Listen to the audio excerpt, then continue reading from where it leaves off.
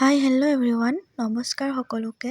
আজি আমি মানুহজন আৰু মই এফালে যাম আৰু ক'লৈ গৈ আছোঁ ভিডিঅ'টো শেষলৈ চাই থাকিলে নিশ্চয় গম পাব।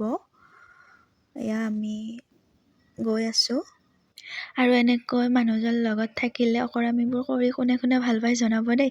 মই হ'লে বহুত বেছি ভাল পাওঁ আৰু মানুহজনৰ লগত এনেকৈ ওলাই আহি মনটো বহুত বেছি ভাল লাগে। আৰু আপোনালোকে নিশ্চয় ধৰিব পাৰিছে চাগে আমি ধৰ্মীয় অনুষ্ঠানলৈ আহিছোঁ বুলি।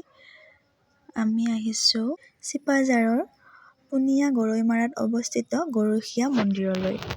আৰু ইয়াত প্ৰত্যেক বছৰে গৰখীয়া সভা অনুষ্ঠিত কৰা হয় আৰু আমি প্ৰথমবাৰৰ বাবে ইয়ালৈ আহিছোঁ আৰু মানুহৰ মুখে মুখে কোৱা শুনিছোঁ যে ইয়াত যি ভাবি মনৰ আশা ভগৱানৰ আগত কোৱা হয় সেইটো পূৰণ কৰে ভগৱানে।